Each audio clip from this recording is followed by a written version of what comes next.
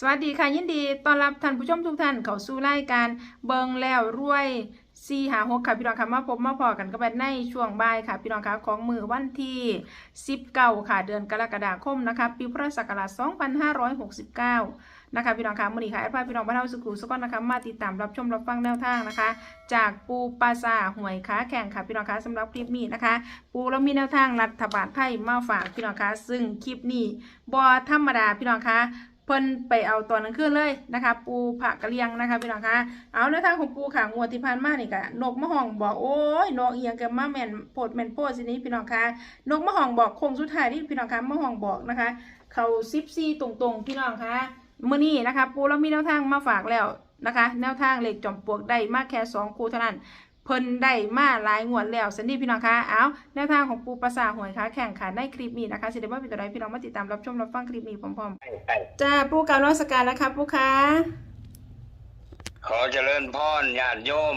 FCของเบิงแล้วรวยเด้อมื้อนี้เป็นมื้อวันที่19เนาะเหลืออีกหลายมื้อแต่ว่าสิบอกรัฐบาลไทยเด้อมื้อนี้เลขล่ามื้อค่อยว่ากันได้ค่ะนะสำหรับมื้อคืนนี้เพิ่นไปเฮ็ดเพิ่นนำเอาพระสายธุดงค์สายพุ่นล่ะสายป้าพุ่นล่ะไปเฮ็ดก็เลยไปเบิ่งน้ำเพิ่นค่ะเพิ่นไปเฮ็ดจุโพ้นปวกจอมพ่นปวกคงสิเป็นมีแนวสิงอยู่น่ะเนาะจ้าเพิ่นไปเฮ็ดอยู่พ่นปวกแล้วก็งวดแรกเพิ่นได้495ก็ถูก495งวดที่2เพิ่นไปเฮ็ดเหล้าหยัง573ก็ได้กับก็ถูกอยู่ค่ะมื้อนี้มื้องวดนี้คือวันที่1สิงหาเด้อค่ะ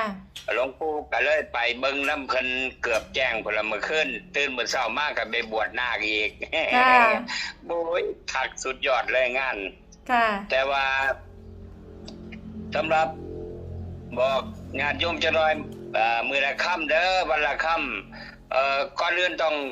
ส่งข่าวถึงญาติโยมที่หลวงปู่ไปผู้ลางคนก็โทรมาถามได้หยังมาฝากได้ของดีมาบ่ไปหาหลวงปู่สวงไปรอดสวิลาหรือว่ารอดล่างของเพิ่นอยู่วัดไผ่พัฒนาก็ได้มาอยู่โยมได้มา4รุ่นเพิ่นงัดออกมาของไอ้เก่าแก่แต่พศ2538 39พุ่นล่ะเพิ่นงัดมาก็เลยบูชาเพิ่นมาเพื่อมาให้ลูกศิษย์มันก็มีอยู่4รุ่นเด้อ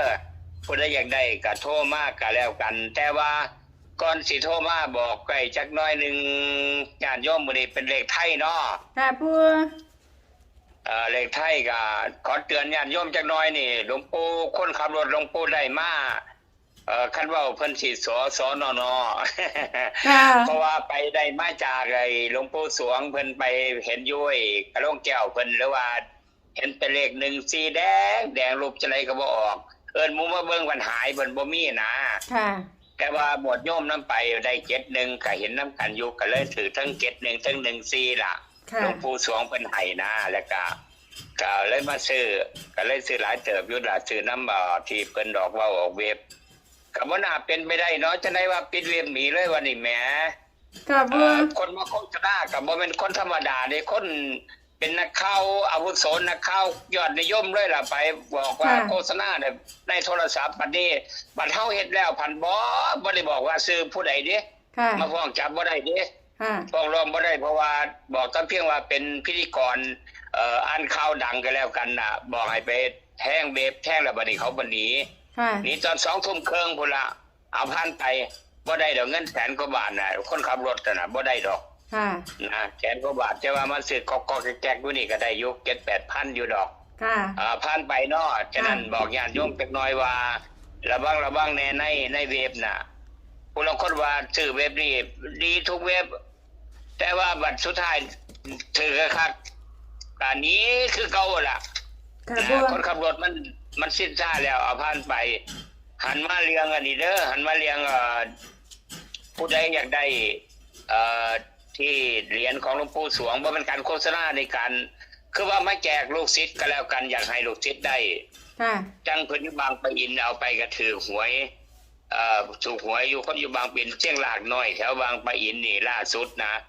แล้วโยมแม่อยู่บึงกาฬก็ถือเด้อบึงกาฬก็ถือก็ว่าถืออยู่เด้อแต่ว่าก็ดีอยู่แต่ว่ารุ่นถือหวยนี่ก็มีรุ่นเจ้าค้าขาย แล้วก็มีค้าขายแช่วคาดแล้วก็การพนันแล้วก็มีทุกอย่างระดับ4รุ่นผู้ใดอยากได้ก็โทรมาหาติดต่อหลวงปู่มาเด้อเบอร์0814445286นะเบอร์นั้นมันเต็มนะเบอร์นั้นมันเต็มเอาเบอร์นี้เด้อเป็นไลน์พร้อมค่ะ0814445286ปู่ปราสาทผู้ใดได้เหรียญปู่สวงอย่างดีเลยจีบจะค่อยโทรมาคุยกันก็แล้วกันเนาะค่ะหันมาเข้าเรียงเลขไทยมื้อขึ้นข้าเจ้าไปเฮ็ดอยู่พ้นที่ได้มา2งวดแล้วบัดนี้งวดนี้เป็นงวดที่3เพิ่นเฮ็ดขึ้นเพิ่นเป้าเพิ่นสวดขึ้นนะแบบว่าสายพาธุดงค์เพิ่นล่ะแต่ว่าครูบาอาจารย์พุ่นล่ะเพิ่นเฮ็ดเวลาเพิ่นสวดเพิ่นขึ้นนี่ไต้เทียนเฮ็ดขึ้นนี่พวกยุกจอมมันสิไต่ออกมามันเป็นตัวเลขเลยแม่โอ้ครับบัวเป็นตัวเลขเลยแต่ว่าหลวงปู่เห็นผู้ใดก็เห็นคือทุกคนน่ะนะเป็นตัวเลขนั่นก็คือเลขไอ้เป็นที่แรกมันเป็น08นะ08โอ้ยโอ้ยดอกเป็นไฟตัดออกแล้วตอนนี้เพราะว่าหมามันเฮามีแขกมานะตัดออกพอดีเป็นเลข08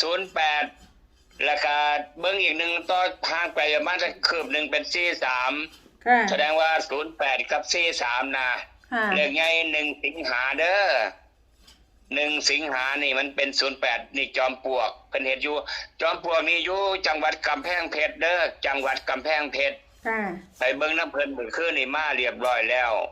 หลวงปู่ปราสาทไปเบิ่งมาจะเห็น08กับ43มันสิออกบ่ออกอ่ะญาติโยมก็ถือหรือว่าญาติโยมก็ถือว่าเป็นแนวทางกันแล้วกันเนาะจ้า